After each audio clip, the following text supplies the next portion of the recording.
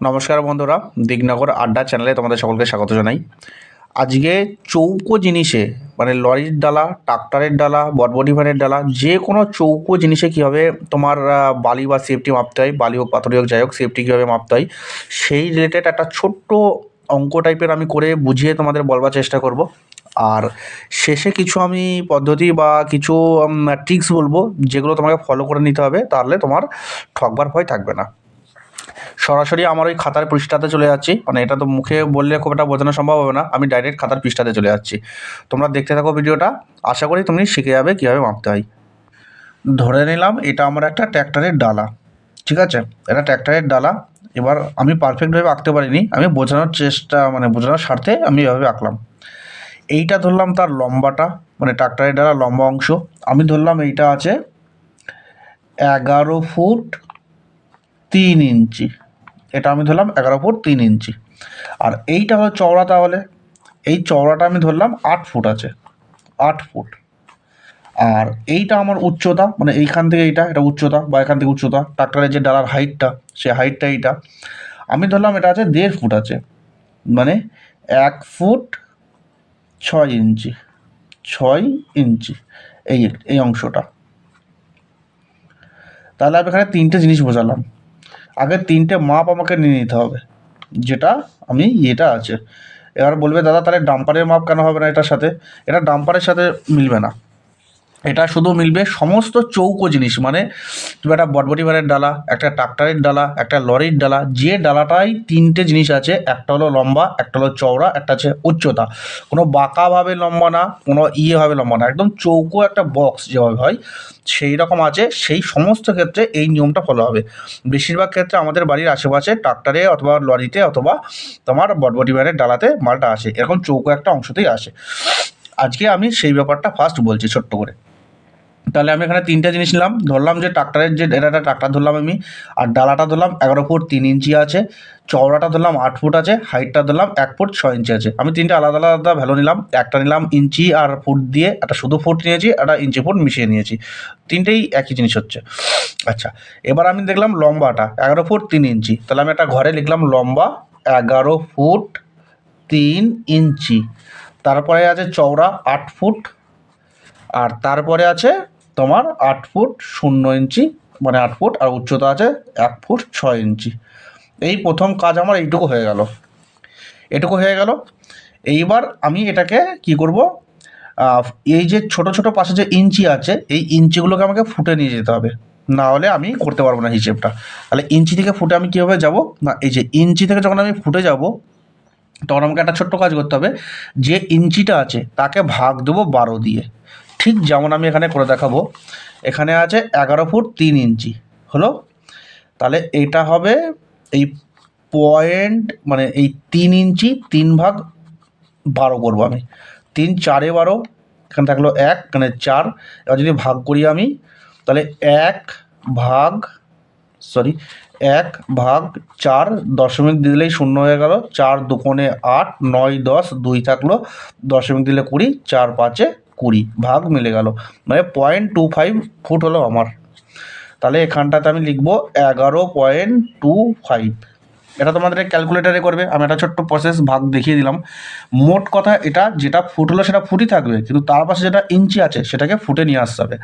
ইঞ্চিকে ফুটে আনতে হয় কী হবে না, ইঞ্চিকে 12 দিয়ে ভাগ করতে হয়। ইঞ্চিকে 12 দিয়ে ভাগ করলে তোমরা ফুটে চলে আসবে। এখানে আমার 3 ইঞ্চিকে ফুটে আনলাম, তাহলে আমার হলো 0.25। তাহলে ওইদিকে ছিল 11 ফুট, আর দিকে হলো 0.25, তাহলে 11.25 ফুট হলো আমার টোটাল এই জিনিসটা। চওড়াটা আমার 8 ফুট আছে, 8 ফুট থাকলো। উচ্চতা সেই একইভাবে করতে হবে। 1 ফুট 6 ইঞ্চিকে যদি আমি ফুটে নিয়ে আসি, তাহলে হবে 1.5 ফুট। তুমি দেখে নাও করে, আবার আমি করে দেখাবো।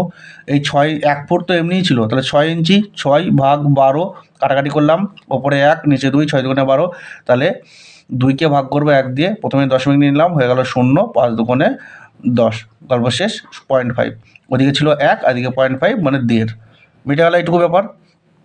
এইখানেই হয়ে গেল আমার 90% কাজ কমপ্লিট।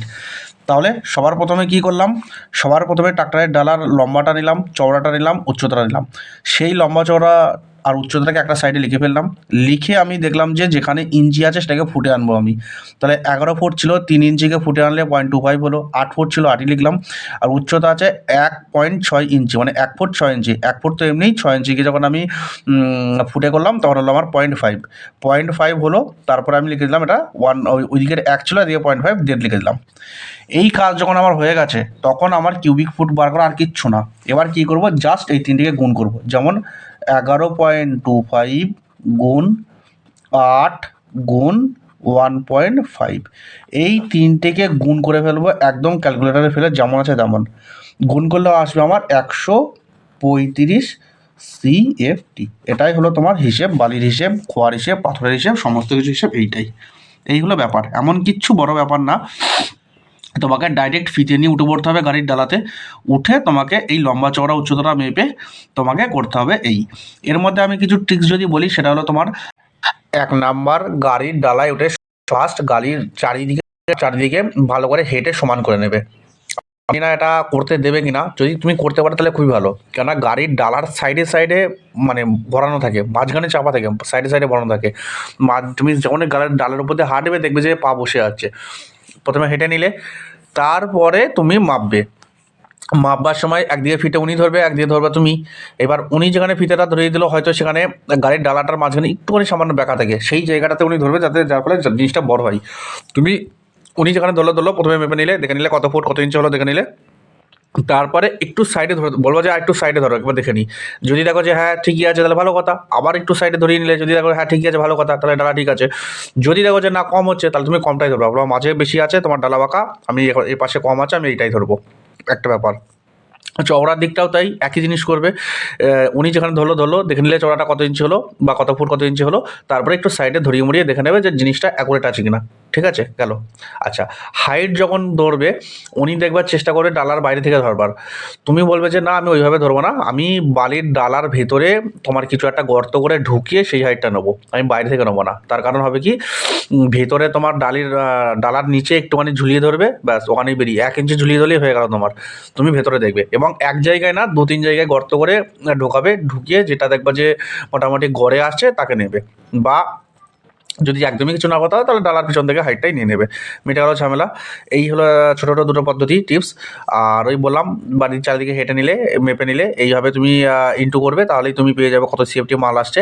ঠিক আছে, অনেক ডালা এরকম দেখেছি আমি, গাড়ি পাঠিয়ে দেয়, বলে যে 200 ফুট বালি গেছে, কিন্তু মাল চাই 275 মাল চাই, তো আবার বালি ফুলে থাকে। ঠিক আছে, আচ্ছা 275 কি 270ও যায় না। আচ্ছা, এই পদ্ধতিতে তুমি বালি পাথর মেপে নিতে পারবে। ঠিক আছে, আর ডাম্পারের নিয়ে আলাদা হয়। তো আমি আজকে একটা চৌকো জিনিসের মাপ কীভাবে বোঝাতে হয়, কীভাবে CFT বার করতে হয় বা কত ফুট বার করতে হয়, ফুটই বেশি বলি আমরা, তো সেটা কীভাবে করতে হয় সেটা আমি দেখানোর চেষ্টা করলাম। যদি তোমরা বুঝতে পারো তো কমেন্ট করে জানিও যে হ্যাঁ বুঝে গেছি। ধন্যবাদ সকলকে।